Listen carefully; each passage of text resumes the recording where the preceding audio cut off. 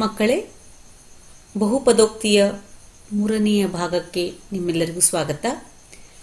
ಹಿಂದಿನ ಅವಧಿಗಳಲ್ಲಿ ನೀವು ಬಹುಪದೋಕ್ತಿಯ ಅರ್ಥ, ಬಹುಪದೋಕ್ತಿಯ ಸಾಮಾನ್ಯ ರೂಪ ಮತ್ತು ಬಹುಪದೋಕ್ತಿಗೆ ಸಂಬಂಧಪಟ್ಟಂತಹ ಲೆಕ್ಕಗಳನ್ನು ನೀವು ಬಿಡಿಸಿದ್ದೀರ. ಅದರ ಮುಂದುವರೆದ ಭಾಗವನ್ನು ನಾವು ಇವಾಗ ನೋಡೋಣ. ಒಂದು ಬಹುಪದೋಕ್ತಿ ಅಂದರೆ ಶೂನ್ಯವಲ್ಲದ ಸಹಗುಣಕ ಹಾಗೂ ಧನ ಪೂರ್ಣಾಂಕವನ್ನು ಘಾತಾಂಕವಾಗಿ ಹೊಂದಿರುವಂತಹ ಬೀಜೋಕ್ತಿಯನ್ನು ನಾವು ಬಹುಪದೋಕ್ತಿ ಅಂತ ಕರಿತೀವಿ. ಉದಾಹರಣೆಗೆ x³ + 4x - 3, ax² + bx + c, 3y³ + 12 ಇವೆಲ್ಲವೂ ಬಹುಪದೋಕ್ತಿಗಳಿಗೆ ಉದಾಹರಣೆ ಆಗಿವೆ. ಹಾಗಾದರೆ ಇದನ್ನಿಷ್ಟೇ ಬರೆಯೋದಾ? ಇಲ್ಲ, ನಾವು ಇದನ್ನೇನು ಮಾಡ್ಬೋದು, ಬಹುಪದೋಕ್ತಿಗೆ ಒಂದು ಸೂಚಕವನ್ನು ಕೊಡ್ಬೋದು. ಹಾಗಾದರೆ ಈ ಬಹುಪದೋಕ್ತಿಯನ್ನು ನಾವೇನು ಮಾಡೋಣ, ಇಲ್ಲಿ ಚರಾಕ್ಷರ x ಆಗಿರೋದ್ರಿಂದ p of x = x³ + 4x - 3 ಅಂತ ಸೂಚಿಸ್ಬೋದು. ಹಾಗೆಯೇ ಇಲ್ಲಿಯೂ ಕೂಡ ಚರಾಕ್ಷರ ಎಕ್ಸೇ ಆಗಿರೋದ್ರಿಂದ ಇಲ್ಲಿ ನಾವು p of x ಅಂತ ತಗೊಳ್ಬೋದು, q of x ಅಂತಲೂ ತೆಗೆದುಕೊಳ್ಬಹುದು. q of x = ax² + bx + c ಅಂತ ಸೂಚಿಸ್ಬೋದು. ಇಲ್ಲಿ ಏನಾಗಿದೆ, ಚರಾಕ್ಷರ y ಆಗಿದೆ, s. y ಅನ್ನು ನಾವೇನಂತ ಬರಿಬೋದು, r of y = 3y³ + 12 ಅಂತ ಸೂಚಿಸಬಹುದು. ಅಂದರೆ ಕೇವಲ ಈ ಒಂದು ಸೂಚಕಗಳು ಮಾತ್ರ p of x ಈ ಒಂದು ಬಹುಪದೋಕ್ತಿಯನ್ನು ಸೂಚಿಸುತ್ತದೆ. q of x ax² + bx + c ಅಂತ ಸೂಚಿಸುತ್ತದೆ. ಹಾಗೆಯೇ r of y = 3y³ + 12 ಅನ್ನೋದನ್ನು ಇದು ಸೂಚಿಸುತ್ತದೆ. ಹಾಗಾದರೆ ಇನ್ ಜನರಲ್ ನಾವು ಅದನ್ನು p of x, q of x ಅಥವಾ r of x ಇತ್ಯಾದಿ ಈ ರೀತಿ ಸೂಚಿಸಬಹುದು.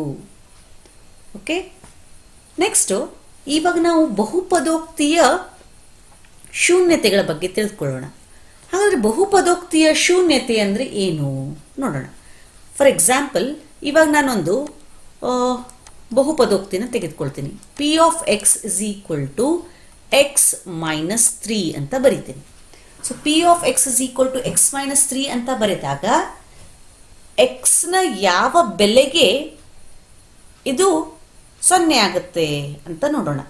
ಮೊದಲಿಗೆ ನಾನು ಎಕ್ಸ್ನ ಬೆಲೆ 1 ಅಂತ ತೆಗೆದುಕೊಳ್ತೀನಿ.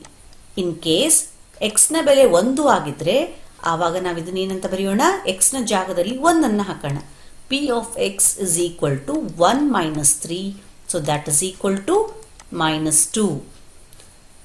ಇಲ್ಲಿ ಬೆಲೆ 0 ಆಗಲಿಲ್ಲ. ಹಾಗಿದ್ರೆ p of x ಅಂದರೆ ಎಕ್ಸ್ನ ಬೆಲೆ 1 ಆದಾಗ ಈ ಒಂದು ಬಹುಪದೋಕ್ತಿಯ ಬೆಲೆ -2 ಆಗಿರುತ್ತೆ. ಅಕಸ್ಮಾತ್ ಎಕ್ಸ್ನ ಬೆಲೆ 2 ಆಗಿದ್ರೆ, ಎಕ್ಸ್ನ ಬೆಲೆ 2 ಆಗಿದ್ರೆ p of 2 ಅಂತ ತಗೊಳ್ಳೋಣ. p of 2 = 2 - 3, that is equal to -1. ಅಂದರೆ ಇಲ್ಲಿ ಎಕ್ಸ್ನ ಬೆಲೆ 2 ಆದಾಗ ಈ ಒಂದು ಬಹುಪದೋಕ್ತಿಯ ಬೆಲೆಯು -1 ಆಗಿರುತ್ತೆ. ಇವಾಗ ಎಕ್ಸ್ನ ಬೆಲೆ 3 ಅಂತ ತೆಗೆದುಕೊಳ್ಳೋಣ. ಎಕ್ಸ್ನ ಬೆಲೆ 3 ಆದಾಗ p of 3 = 3 - 3, that is equal to 0. ಇಲ್ಲಿ ಈ ಬೆಲೆಯನ್ನು ನಾವು ಈ ಒಂದು ಬಹುಪದೋಕ್ತಿಯ ಶೂನ್ಯತೆ ಅಂತ ಕರಿತೀವಿ. ನೋಡಿ, ಇಲ್ಲಿ ಎಕ್ಸ್ನ ಬೆಲೆ 3 ಆದಾಗ ಏನಾಯಿತು, ಇದರ ಬೆಲೆ, ಈ ಬಹುಪದೋಕ್ತಿಯ ಬೆಲೆ 0 ಆಯಿತು. ಹಾಗಾದರೆ p of 3 = 0. ಇನ್ನೊಂದು ಉದಾಹರಣೆಯನ್ನು ನಾವು ಗಮನಿಸೋಣ. p of y = y³. Okay, ಇಲ್ಲಿ yಗಳಿಗೆ ನಾವು ಇವಾಗ ಬೆಲೆಯನ್ನು ಕೊಡೋಣ. yನ ಬೆಲೆ 1 ಆದಾಗ ಏನಾಯ್ತು ನೋಡಿ, ಇವಾಗ this is equal to 1³ ಬೆಲೆ 1 ಆಯಿತು. yನ ಬೆಲೆ 2 ಆದಾಗ p of 2 = 2³ that is equal to 8 ಆಯಿತು. ಹೀಗೆ ನೀವು ಹೆಚ್ಚಿನ ಬೆಲೆಗಳನ್ನು ಹಾಕ್ತಾ ಹೋದರೆ ಇಲ್ಲಿ ಬೆಲೆನೂ ಕೂಡ ಏನಾಗ್ತಾ ಹೋಗುತ್ತೆ, ಜಾಸ್ತಿ ಆಗ್ತಾ ಹೋಗುತ್ತೆ. ಹಾಗಾದರೆ ಯಾವ ಬೆಲೆಗೆ ಈ ಬೆಲೆ 0 ಆಗುತ್ತೆ ನೋಡೋಣ. y ನ ಬೆಲೆ 0 ತೆಗೆದುಕೊಳ್ಳೋಣ. ಇವಾಗ y ನ ಬೆಲೆ 0 ಆದಾಗ p of 0 is equal to 0 cube, this is equal to 0. ಅಂದರೆ y ನ ಬೆಲೆ 0 ಆದಾಗ ಈ ಒಂದು ಬಹುಪದೋಕ್ತಿಯ ಬೆಲೆಯೂ ಕೂಡ ಏನಾಯ್ತು 0 ಆಯಿತು. ಹಾಗಾದ್ರೆ ಈ ಎರಡು ಉದಾಹರಣೆಗಳಿಂದ ನಾವು ತಿಳಿದುಕೊಂಡಿದ್ದೇನು ನೋಡಿ. ಇಲ್ಲಿ ಈ ಬಹುಪದೋಕ್ತಿಯ ಬೆಲೆ ಯಾವಾಗ 0 ಆಯಿತು? x is equal to 3 ಆದಾಗ p of x is equal to ಏನಾಯಿತು 0 ಆಯಿತು. ಹಾಗೆಯೇ ಇಲ್ಲಿ y is equal to 0 ಆದಾಗ p of y is equal to 0 ಆಯಿತು. ಅಂದರೆ ಒಂದು ಬಹುಪದೋಕ್ತಿಯ ಬೆಲೆ 0 ಆಗಬೇಕು ಅಂದರೆ ಅದರ ಬೆಲೆ 0ನೇ ಆಗಬೇಕು. ಅಂದ್ರೆ ಚರಾಕ್ಷರದ ಬೆಲೆ 0ನೇ ಆಗಬೇಕು ಅಂತ ಏನೂ ಇಲ್ಲ. 0 ಬಿಟ್ಟು ಬೇರೆ ಯಾವುದೇ ಸಂಖ್ಯೆಯೂ ಕೂಡ ಅದು ಆಗಬಹುದು. ಹಾಗೆಯೇ ಇಲ್ಲಿ ನೋಡಿ, ಇದು 0 ಆದಾಗ ಈ ಬೆಲೆಯು 0 ಆಗಿದೆ. ಅಂದರೆ 0ಯೂ ಕೂಡ ಒಂದು ಬಹುಪದೋಕ್ತಿಯ ಶೂನ್ಯತೆ ಆಗಿರಬಹುದು.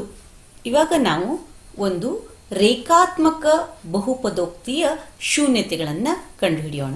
ಸೊ ನಿಮ್ಗೆಲ್ಲರಿಗೂ ಗೊತ್ತಿದ್ದ ಹಾಗೆ ರೇಖಾತ್ಮಕ ಬಹುಪದೋಕ್ತಿ ಅಂದ್ರೇನು? ಘಾತ 1 ಒಂದು ಬಹುಪದೋಕ್ತಿಯ ಘಾತ 1 ಆಗಿದ್ದರೆ ಅದನ್ನು ನಾವು ರೇಖಾತ್ಮಕ ಬಹುಪದೋಕ್ತಿ ಅಂತ ಕರಿತೀವಿ. ಅದರ ಒಂದು ಸಾಮಾನ್ಯ ರೂಪವನ್ನು ನೀವು ಹಿಂದಿನ ಅವಧಿಯಲ್ಲಿ ನೀವು ನೋಡಿದ್ದೀರಾ. ಹಾಗಿದ್ರೆ ರೇಖಾತ್ಮಕ ಬಹುಪದೋಕ್ತಿಯ ಸಾಮಾನ್ಯ ರೂಪ ಏನು? p of x is equal to ax plus b. ಇಲ್ಲಿ a ನ ಬೆಲೆ 0 ಆಗಿರಬಾರದು. a ನ ಬೆಲೆ 0 ಆಯಿತು ಅಂದ್ರೆ ಏನಾಗ್ಬಿಡುತ್ತೆ? ಕೇವಲ ಒಂದು ಸ್ಥಿರಾಂಕ ಉಳಿಯುತ್ತೆ. ಆಗ ಅದು ಒಂದು ಸ್ಥಿರ ಬಹುಪದೋಕ್ತಿ ಆಗುತ್ತೆ. ಸೊ ಕಡ್ಡಾಯವಾಗಿ ಇಲ್ಲಿ a ನ ಬೆಲೆ 0 ಆಗಿರಬಾರದು. ಹಾಗಾದ್ರೆ ಇದರ ಒಂದು ಶೂನ್ಯತೆಯನ್ನು ನಾವು ಕಂಡುಹಿಡಿಬೇಕು ಅಂದ್ರೆ ಏನ್ ಮಾಡಬೇಕು? ಇದರ ಒಂದು ಶೂನ್ಯತೆಯನ್ನು ಕಂಡುಹಿಡಿಬೇಕು ಅಂತಂದ್ರೆ ನಾವು p of x is equal to 0 ಇದು ಒಂದು ಸಮೀಕರಣ. ಈ ಒಂದು ಸಮೀಕರಣವನ್ನು ನಾವು ಬಿಡಿಸಬೇಕು ಅಂತ ಅರ್ಥ. ಮತ್ತೊಮ್ಮೆ ಹೇಳ್ತಾ ಇದ್ದೀನಿ ನೋಡಿ, ಈ ಒಂದು ಬಹುಪದೋಕ್ತಿ p ಆಫ್ x ನ ಶೂನ್ಯತೆಯನ್ನು ನಾವು ಕಂಡು ಹಿಡಿಬೇಕು ಅಂತಂದ್ರೆ p of x is equal to 0 ಸಮೀಕರಣವನ್ನ ಬಿಡಿಸುವುದು ಎಂದು ಅರ್ಥ. ಹಾಗಾದ್ರೆ p ಆಫ್ x ಅಂದ್ರೆ ಏನು? ax plus b is equal to 0. ಹಾಗಾದ್ರೆ ಇಲ್ಲಿ ನಮ್ಗೆ ಕೇವಲ x ನ ಬೆಲೆ ಬೇಕಾಗಿದೆ. So ax is equal to ಏನಾಗುತ್ತೆ? ಪ್ಲಸ್ b ಈ ಜಾಗದಲ್ಲಿ ಬಂದ್ರೆ ಮೈನಸ್ b ಆಗುತ್ತೆ. x is equal to minus b upon a. ಆದ್ರಿಂದ ನಾವಿಲ್ಲಿ ಕಂಡುಕೊಂಡದ್ದೇನು? x ನ ಬೆಲೆ ಮೈನಸ್ b ಬೈ a ಆದಾಗ ಈ ಒಂದು ಪೂರ್ಣ ಬಹುಪದೋಕ್ತಿ 0 ಆಗುತ್ತೆ. ಅಂದ್ರೆ p ಆಫ್ x ನ p ಆಫ್ x ಏನಾಗಿದೆ? ಇಲ್ಲಿ ಒಂದೇ ಒಂದು ಶೂನ್ಯತೆಯನ್ನ ಹೊಂದಿದೆ. ಅಥವಾ ಇನ್ನೊಂದು ಅರ್ಥದಲ್ಲಿ ನಾವೇನು ಹೇಳ್ಬೋದು? ರೇಖಾತ್ಮಕ ಬಹುಪದೋಕ್ತಿಯು ಕೇವಲ ಒಂದೇ ಒಂದು ಶೂನ್ಯತೆಯನ್ನ ಹೊಂದಿದೆ. ನೋಡಿ, ಇವಾಗ ನಾವು ಅದನ್ನು ಬಿಡಿಸಿ ನೋಡೋಣ ಇವಾಗ. So p of x plus b, so p of minus b by a is equal to a into minus b by a plus b. So ಇಲ್ಲಿ a ಮತ್ತು a ಕ್ಯಾನ್ಸಲ್ ಆಯಿತು. Minus b plus b is equal to 0. ಅಂದರೆ x ನ ಬೆಲೆ minus b by a ಆದಾಗ ಈ ಒಂದು ರೇಖಾತ್ಮಕ ಬಹುಪದೋಕ್ತಿಯು 0 ಆಗಿರುತ್ತೆ. ಸೊ ರೇಖಾತ್ಮಕ ಬಹುಪದೋಕ್ತಿಯು ಕೇವಲ ಒಂದೇ ಒಂದು ಶೂನ್ಯತೆಯನ್ನ ಹೊಂದಿದೆ. ಮತ್ತೊಂದು ಉದಾಹರಣೆಯನ್ನು ನಾವು ಇವಾಗ ತೆಗೆದುಕೊಳ್ಳೋಣ. ಸೊ p ಆಫ್ x ಅಥವಾ p ಆಫ್ y ತಗೊಳ್ಳೋಣ. ಇವಾಗ p of y is equal to y square minus 16 ಅಂತ ತೆಗೆದುಕೊಳ್ಳೋಣ. ಸೊ y ಸ್ಕ್ವೇರ್ ಮೈನಸ್ 16 ಅಂತ ಆದಾಗ ಇಲ್ಲಿ y ನ ಬೆಲೆ 1 ಹಾಕಿದ್ರೆ y is equal to 1 ಆದಾಗ p of 1 is equal to 1 square minus 16, that is equal to 1 minus 16, this is minus 15. ಹಾಗೆಯೇ y ನ ಬೆಲೆ 2 ಆದಾಗ p of 2 is equal to 2 square minus 16, that is equal to 4 minus 16, that is equal to minus 12. So ಇಲ್ಲಿ 16 ಒಂದು ವರ್ಗ ಸಂಖ್ಯೆ ಆಗಿರೋದ್ರಿಂದ ನಾನು ಇವಾಗ ಏನು ಮಾಡಿಬಿಡ್ತೀನಿ? ಡೈರೆಕ್ಟ್ ಆಗಿ y is equal to 4 ಅಂತ ತೆಗೆದುಕೊಳ್ತೀನಿ. ಹಾಗಾದರೆ p of 4 is equal to 4 square minus 16, this is equal to 16 minus 16 that is equal to 0. ಅಂದರೆ p ನ ಬೆಲೆ 4 ಆದಾಗ y square minus 16 ಏನಾಗುತ್ತೆ 0 ಆಗುತ್ತೆ. ಹಾಗೇನೆ ಇವಾಗ ನಾನು ಇಲ್ಲಿ ಮತ್ತೊಂದು ಬೆಲೆಯನ್ನು ಹಾಕ್ತೀನಿ, y ನ ಬೆಲೆಯನ್ನು ನಾನು -4 ಹಾಕ್ತೀನಿ. ಆವಾಗ ನೋಡಿ p of -4 is equal to -4 whole square minus 16 that is equal to 16 minus 16 this is equal to 0. ಅಂದರೆ ನೀವು ಇಲ್ಲಿ ಗಮನಿಸಿದ್ದೇನು? ಎಸ್, p ನ ಬೆಲೆ 4 ಆದಾಗ ಇದು 0 ಆಗಿದೆ, p ನ ಬೆಲೆ -4 ಆದಾಗ್ಯೂ ಕೂಡ ಇದು 0 ಆಗಿದೆ. ಅಂದರೆ ಇಲ್ಲಿ ಈ ಬಹುಪದೋಕ್ತಿ ಒಂದಕ್ಕಿಂತ ಹೆಚ್ಚು ಶೂನ್ಯತೆಗಳನ್ನು ಹೊಂದಿದೆ. ಹಾಗಾದ್ರೆ ಎಷ್ಟು ಶೂನ್ಯತೆಗಳಿವೆ? ಇಲ್ಲಿ 2 ಶೂನ್ಯತೆಗಳಿವೆ.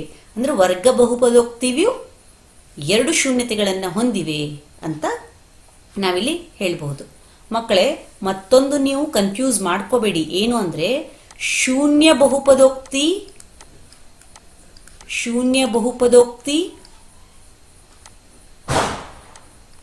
ಮತ್ತು ಬಹುಪದೋಕ್ತಿಯ ಶೂನ್ಯತೆ ಇವೆರಡೂ ಬೇರೆ. ಶೂನ್ಯ ಬಹುಪದೋಕ್ತಿಯು ಯಾವತ್ತೂ 0 ಆಗಿರುತ್ತೆ. ಬಹುಪದೋಕ್ತಿಯ ಶೂನ್ಯತೆಯು ಯಾವುದೇ ಒಂದು ವಾಸ್ತವ ಸಂಖ್ಯೆ ಆಗಿರಬಹುದು. ಇದು ನಿಮಗೆ ಈ ಒಂದು ವ್ಯತ್ಯಾಸ ಗೊತ್ತಿರಲಿ. ಹಾಗಾದ್ರೆ ಇವತ್ತಿನ ಒಂದು ಅವಧಿಯಲ್ಲಿ ನಾವು ಕಂಡುಕೊಂಡದ್ದು ಏನಪ್ಪಾ ಅಂತಂದ್ರೆ, ಒಂದು ಬಹುಪದೋಕ್ತಿಯ ಶೂನ್ಯತೆಯು 0 ಆಗಿರಲೇಬೇಕು ಅಂತ ಇಲ್ಲ. ಸೊ ಮೊದಲನೇ ಉದಾಹರಣೆಯಲ್ಲಿ ನೀವು ನೋಡಿದ್ರಿ, ಅಲ್ಲಿ 3 ಅಂತ ಬಂದಿತ್ತು. ನೆಕ್ಸ್ಟ್ ಎರಡನೇ ಉದಾಹರಣೆಯಲ್ಲಿ y ಸ್ಕ್ವೇರ್ ತಗೊಂಡ್ವಿ, ಅಲ್ಲಿ 0 ಹಾಕಿದಾಗ ಮಾತ್ರ ನಮಗೆ ಏನ್ ಬಂತು? ಬಹುಪದೋಕ್ತಿಯ ಬೆಲೆ 0 ಬಂತು. ಅಂದ್ರೆ ಒಂದು ಬಹುಪದೋಕ್ತಿಯ ಶೂನ್ಯತೆಯು 0 ಆಗಿರಲೇಬೇಕು ಅಂತ ಇಲ್ಲ. 0ಯೂ ಕೂಡ ಒಂದು ಬಹುಪದೋಕ್ತಿಯ ಶೂನ್ಯತೆ ಆಗಿರಬಹುದು. ನಂತರ ರೇಖಾತ್ಮಕ ಬಹುಪದೋಕ್ತಿಯು ಕೇವಲ ಒಂದೇ ಒಂದು ಶೂನ್ಯತೆಯನ್ನ ಹೊಂದಿದೆ. ಹಾಗೇನೆ ಈ ಕೊನೆಯ ಒಂದು ಉದಾಹರಣೆಯಲ್ಲಿ ನೀವು ಗಮನಿಸಿದ್ದೇನು? 4 ಮತ್ತು 4 -4 ಬಂದಿತ್ತು. ಒಂದು ಬಹುಪದೋಕ್ತಿಯು ಒಂದಕ್ಕಿಂತ ಹೆಚ್ಚು ಶೂನ್ಯತೆಯನ್ನ ಹೊಂದಿರಲು ಸಾಧ್ಯ ಅಂತ ನೀವು ತಿಳಿದುಕೊಂಡಿದ್ದೀರಿ.